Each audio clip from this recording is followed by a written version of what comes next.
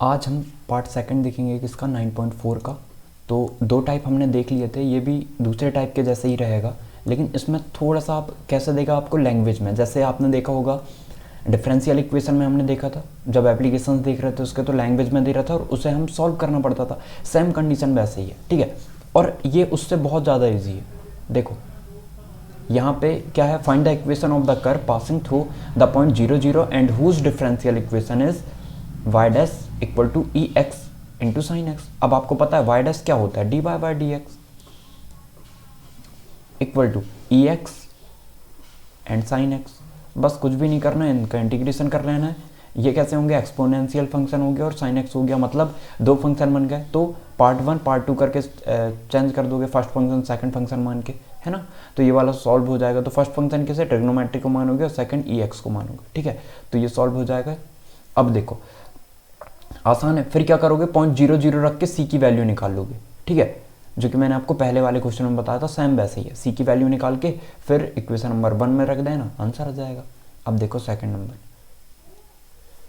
For the differential equation x by d y by d x equal to x plus two y plus two, find the solution curve passing through the point 1 -1। Same question है जो पहले भी कर रखा है हमने। देखो इसमें क्या करोगे, एक्स वाई अब हमें अलग अलग टर्म में बांटना पड़ेगा। तो y को यहीं रखो, डी वाई को यहीं रखो और y प्लस टू को इस तरफ ले आओ और इक्वल टू में x प्लस टू है अपॉन में x ले आओ और dx यहाँ आ जाएगा। बस अब इंटीग्रेशन करना है दोनों साइड में, हो गया, ठीक है। तो ये भी आसान है, ये भी क्वेश्चन बन जाना चाहिए। अब देखो इसे सॉल्व कर सकते हो आप।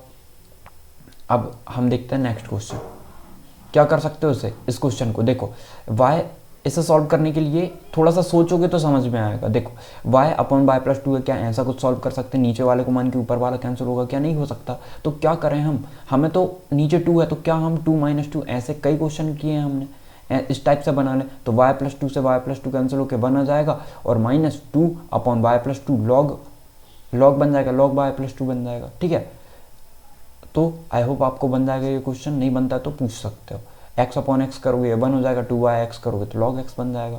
फिर log c मान लेना, एक सेकंड जो आपका कांस्टेंट रहेगा उसे c मान सकते हो। अब देखो 17 नंबर, यहाँ पे आपको लैंग्वेज पढ़ना है और बहुत आसान है। सिर्फ लैंग्वेज समझ में आ गई, क्वेश्चन समझ में आ गया, मतलब सब चीज़ आपसे बन गया, बहुत आसान है। Find the equation of a curve passing through the point 0 -2, ठीक है। यहाँ पे यह दिया एक कर्व दी है जो कि इस पॉइंट से पास कर रही है, मतलब ये पॉइंट उसको सेटिस्फाई कर रहे होंगे, ठीक है। जब ये पॉइंट रखोगे तो left hand side equal to right hand side हो जाएगा। इसका मतलब ये होता है, given that at any point x y on the curve the product of the slope of its tangent and y coordinate of the point is equal to x coordinate. मतलब यहाँ पे क्या कह रहा है, the product of the slope of its tangent. Tangent की equation क्या होती थी, टेंजेंट यदि आप स्लोप देखते थे टेंजेंट की तो क्या होती थी, वो d y by d x, यही बोलते थे। 11th में पढ़ा होगा आपने। और मैंने जब हम क्या देख रहे थे, डिफरेंशियल इक्वेशन की एप्लीकेशंस देख रहे थे तब भी बताया था, d y by d x and y coordinate of the point is equal to, y coordinate मतलब वाई इंटू वाई, क्योंकि वाई कोऑर्डिनेट पता नहीं है ना कौन सा दिया है, तो into y coordinate equal to किसके इक्वल है, एक्स कोऑर्डिनेट के इक्वल है, तो एक्स के इक्वल कर दिया, बस कुछ नहीं करना है। डी एक्स को इस तरफ पहुंचा दो तो d y into d y equal to x d x बन गया। ये दोनों तरफ इंटीग्रेशन कर लो, फिर सी आएगा तो सी की वैल्यू निकालना पड़ेगा। सी की वैल्यू कैसे निकलेगी, एक्स की जगह में 0 और वाई की जगह में -2 रख देना, आंसर आ जाएगा, सिंपल है। अब देखो 18 number question, at any point x y of curve the slope of the tangent is twice the slope of the line segment joining the point of contact to the point -4 -3, find the equation of the curve given that it passes through -2 -1।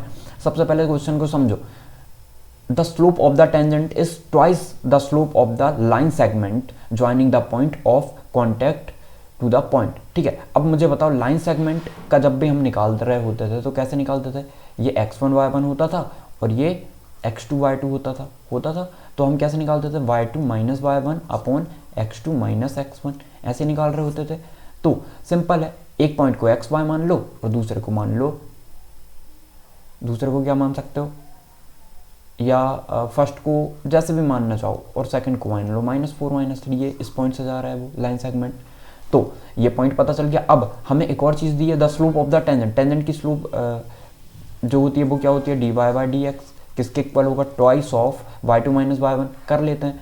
तो x Y minus four करोगे या -4 minus Y करोगे, minus फिर common निकल जाएगा। तो जिससे पहले मान रहा हो वैसे करोगे, आंसर सेम आना है, ठीक है। तो मैं ऐसे ले लेता हूँ जो हमने माना था फर्स्ट फंक्शन, मतलब x y two minus y one करते थे तो कर देते हैं, ये पॉइंट थे हमारे। तो y two -4 minus y upon x two minus x one मतलब -3 माइनस एक्स, दोनों में से एक्स कॉमन निकाल लो, क्या बचेगा, ये d y by d x equal to 2, दोनों के माइनस निकल के और कैंसिल हो जाएंगे। तो y को पहले रख दो, x 4 को बाद में रख देना है, ऐसे ही लिखते हैं हम x+3। तो ऐसे सॉल्व हो जाएगा, इसे y लिख दो और ये 4 हो जाएगा। अब x वाली टर्म को एक तरफ कर लो, y वाली टर्म को एक तरफ कर लो, सॉल्व कर लेना, c की वैल्यू निकल जाएगी।